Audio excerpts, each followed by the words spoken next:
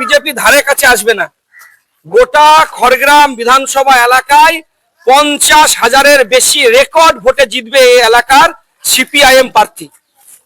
আমরা এখন আছি খড়গ্রাম বিধানসভা কেন্দ্রে। তো বিধানসভায় আমরা পেয়ে গেছি এখানকার সিপিআইএম মনোনীত প্রার্থী কমরেড ধ্রুবজ্যোতি সাহাকে। একদম গ্রামের মধ্যে ঢুকে বাড়ি বাড়ি প্রচার করছে এবং অভূতপূর্ব সাড়া। তো আমরা প্রার্থীর সঙ্গে একবার কথা বলে নিব যে বিধানসভায় কেমন সাড়া পাচ্ছে এবং কতটা তিনি আশাবাদী। তো ধ্রুবজ্যোতি সাহা, আপনাকে প্রথমেই স্বাগতম আমাদের চ্যানেলে।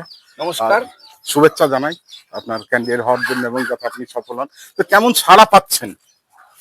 2011 সালের পর 2026 সাল পর্যন্ত পশ্চিমবাংলায় বামফ্রন্ট সরকারের চলে যাওয়া আর খড়গ্রামের মাটিতে এবং পশ্চিমবাংলার মাটিতে তৃণমূল এবং বিজেপি একদিকে গুন্ডারাজ আর অন্যদিকে দাঁড়িয়ে লুট এবং দেশকে ভাগ করা চক্রান্ত, রাজ্যকে ভাগ করা চক্রান্ত, তার বিরুদ্ধে গোটা খড়গ্রাম বিধানসভা এলাকায় সাধারণ মানুষ মুক্তি চাইছে।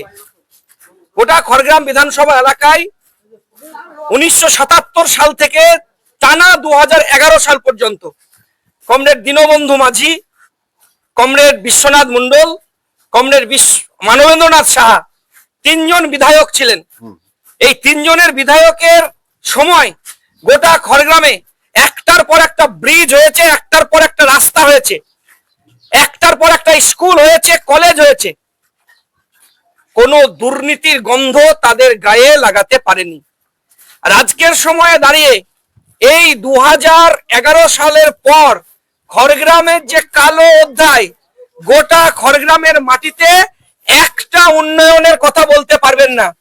খড়গ্রামের এই 11 সালের পর একটার পর একটা স্কুল বন্ধ হয়েছে, একটার পর একটা এসএসকে এমএসকে স্কুল বন্ধ হয়েছে, অঙ্গনওয়াড়ি সেন্টারগুলো ঢুকছে। এমনকি এই খড়গ্রামের মাটিতে আপনারা দেখবেন স্বাস্থ্য কেন্দ্রগুলো ভেঙে পড়ছে। খড়গ্রামের রুরাল হসপিটাল, যেখানে একটা সময় বামফ্রন্ট সরকারের সময় সেখানে চোখের অপারেশন হয়েছে, সেখানে লাইকেসের অপারেশন হয়েছে, ছোটখাটো অপারেশন গুলো হয়েছে।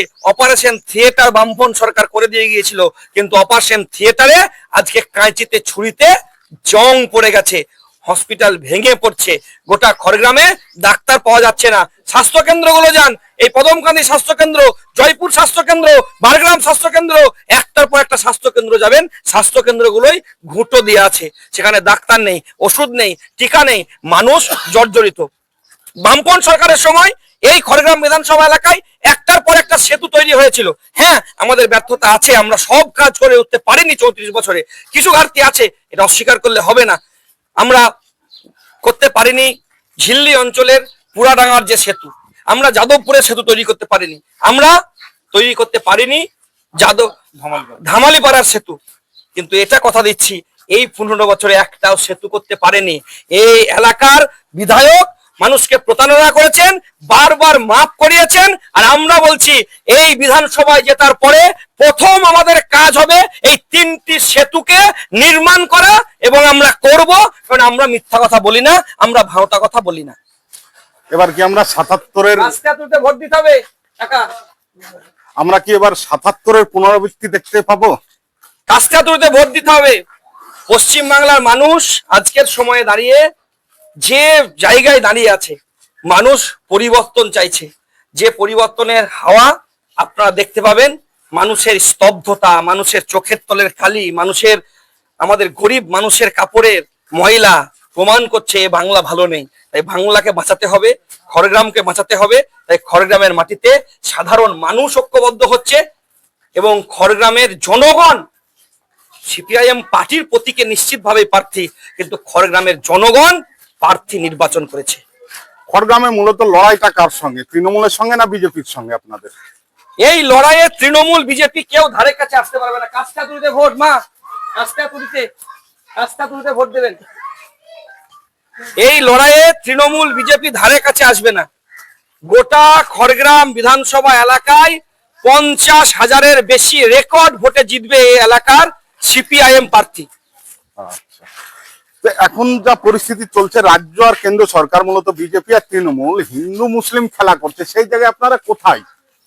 হিন্দু মুসলিম যারা খেলা করে দেশ ভাগ করতে চাইছে তারা লড়াইয়ে থাকে না। আরজি করের লড়াই আমরা করেছি। আরজি করের লড়াইয়ে আরজি করের সেই পড়ুয়া ডাক্তার যার বডিটাকে, নিথর দেহটাকে, মা কাস্তে হাতুড়িতে ভোট সব, কাস্তে হাতুড়িতে, যার নিথর দেহটাকে পুলিশ পিকআপ ভ্যানে নিয়ে যাচ্ছিল, সেই সময় আমরা যারা ডিওয়াইএফআই এর নেতৃত্ব ছিলাম, মীনাক্ষী মুখার্জি, কলতান দাশগুপ্ত সহ আমরা গাড়িটাকে আমরা আটকেছিলাম। লড়াইয়ে বিজেপিকে দেখতে পাওয়া যায়নি, লড়াইয়ে তৃণমূলকে দেখতে পাওয়া যায়নি। মা কাস্তে হাতুড়িতে ভোট, কাস্তে হাতুড়িতে। এই লড়াইয়ে আমরা আছি। আরজি করের লড়াই বলেন, আনিস খানের লড়াইয়ে, মীনাক্ষী মুখার্জির জেলে যাওয়া, আমাদের কমরেডদের উপরে আক্রমণ আনা, আমরাই লড়াইয়ে আছি। কাস্তে হাতুড়িতে ভোট, কাস্তে হাতুড়িতে। এই লড়াইটা একমাত্র দিতে পারে বামপন্থীরা। লড়াইয়ের মাটিতে বিজেপিকে খুঁজে পাবেন না, লড়াইয়ের মাটিতে তৃণমূলে খুঁজে পাবেন না। এখানে খড়গ্রামের মাটিতে ছোট থেকে ছাত্র আন্দোলন করেছি, যুব আন্দোলন করেছি, গণ আন্দোলন করেছি। গোটা পশ্চিম বাংলার মাটিতে লড়াই আন্দোলন করে এসেছি, গোটা পশ্চিম বাংলার নতুন তরুণ প্রজন্ম আমাদের প্রাক্তনীদেরকে সঙ্গে নিয়ে। পশ্চিম বাংলায় আগামী দিন লাল ঝান্ডার দিন, আগামী দিন জনগণের দিন। কাস্তে হাতুড়িতে ভোট। কাকিমা কাস্তে হাতুড়িতে ভোট, কাস্তে হাতুড়িতে। মাগো কাস্তে হাতুড়িতে, ভাই কাস্তে হাতুড়িতে ভোট। খড়গ্রামের মাটিতে আবার লাল ঝান্ডা প্রতিষ্ঠিত হবে। অনেক অনেক ধন্যবাদ। আজকে সারাদিনই ধ্রুবজ্যোতি সাহার সঙ্গে ঘুরবো পুরো গ্রাম, এবং মানুষ কি বলছে সেটা আপনাদের অবশ্যই আপডেট দিব।